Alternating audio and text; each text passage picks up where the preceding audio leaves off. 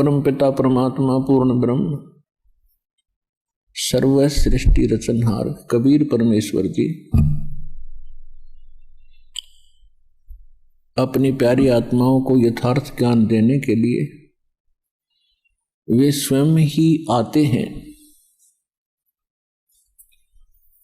अपने सतलोक से चलकर आते हैं और वो गुरु की भूमिका निभाते हैं। क्योंकि यदि पृथ्वी पर गुरु होते तो परमात्मा को आने की आवश्यकता नहीं थी। पृथ्वी पर गुरु नहीं थे, ये लिटिल नॉलेज वाले गुरु थे, नीम हकीम थे। इन्होंने न तो अपने सदग्रंथों को समझा, इनके पास वो साधना भी नहीं थी जिससे ये कोई अनुभव ठीक कर सके परमात्मा के विषय में। इसलिए गुरु रूप में परमात्मा स्वयं ही आते हैं और वो अपनी महिमा भी बताने की चेष्टा करते हैं कि मैं परमात्मा हूं, लेकिन वो हमारे गले नहीं उतरती, क्योंकि हमने जो ज्ञान सुना होता है वो अज्ञान होता है। हम परमात्मा को निराकार मान बैठे होते हैं और जिससे भी हम सुनते हैं या कोई उन ऋषि महर्षियों के अनुभव को हम पढ़ते थे तो सभी ने अंत में एक निष्कर्ष दे रखा था कि परमात्मा तो निराकार है, उसको देखा नहीं जा सकता, केवल परमात्मा का प्रकाश ही हम देख सकते हैं। तो विद्यार्थी की इतनी अकल नहीं होती, इतनी बुद्धि काम नहीं करती कि वो टीचर के व्याख्यान पर कुछ टिप्पणी कर सके। यानी श्रोता जो होते हैं वो जिनको गुरु मान बैठे हैं और उनके द्वारा दिए गए प्रवचनों पर वो अविश्वास कभी नहीं करते, ये स्वभाव होता है। और अविश्वास करने का उनके पास कोई पैमाना भी नहीं होता जिससे वो ये कह सकें कि नहीं गुरुजी आप ऐसे नहीं, ऐसा हमने पढ़ा है। तो जिस कारण से परमात्मा ने अपने आप को एक गुरु सतगुरु के रूप में ही अधिक पेश किया। यदि गुरु होते तो वो गुरु रूप में आए परमात्मा ही होते हैं। तो यहां परमात्मा इसलिए कह रहे हैं कि गुरु गोविंद दोनों खड़े और किसके लागू पाए, बलिहारी गुरु आपना जिन गोविंदियों मिलाए। यानी गुरु रूप में परमात्मा ही हो सकते हैं और बाकी जो गुरु हैं वो तो अलग बात है। कोई मोटरसाइकिल चलाना सिखा देता वो उसका गुरु हो गया, कोई गाड़ी चलाना सिखा देता उसका गुरु हो गया, माताएं अपने बेटियों को रोटी पौना सिखा दी वह उनकी गुरु होगी। तो ये गुरु अलग हैं और अध्यात्म जो गुरु है रियल में हमारा वो गुरु है। तो अध्यात्म ज्ञान यहाँ नहीं था और जो सदग्रंथ थे उनको हमारे गुरु जो बने हुए थे या नकली वो समझ नहीं सके, इसलिए परमात्मा स्वयं आते हैं और फिर वो कहते हैं कि गुरु गोविंद दोनों खड़े, अब किसके लागू पाए, बलिहारी गुरु आपना जिन गोविंदियों मिलाए। तो वो कहते हैं गुरु को, गोविंद को छोड़कर हम गुरु को ही महत्व देंगे। तो गुरु परमात्मा ही हो सकते हैं, बाकी गुरु सभी अपने अपने सत्र के हैं, वो उनका अलग काम है। और जो अध्यात्म मार्ग में ज्ञान दे रहे हैं वो गुरु है ही नहीं, वो तो नकली हैं सारे।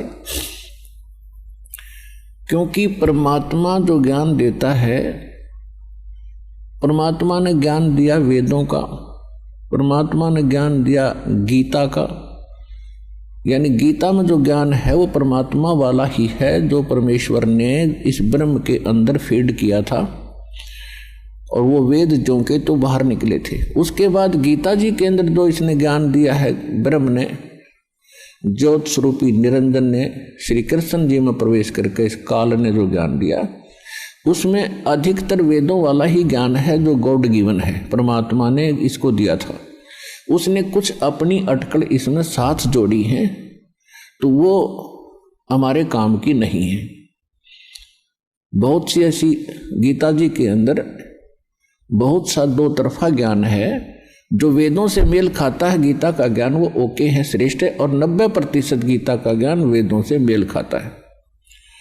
तो कहने का भाव ये है कि जो गुरु हैं वो आज तक ना वेदों को समझ सके, ना गीता को समझ सके, हमारे जो धर्म गुरु थे, और न ही पवित्र इन पुराणों को समझ सके।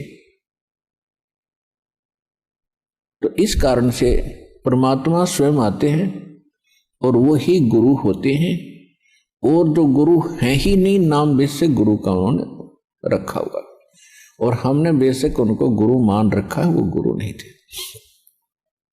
तो यहां परमात्मा ही आकर हमें ज्ञान बता रहे हैं।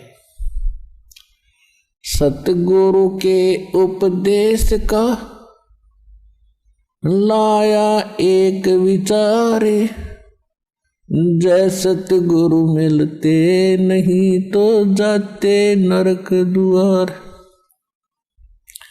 नरक द्वार में दूत सब करते खिंचातान, उनसे कबू ना छूटते फिर फिरते चारों खान।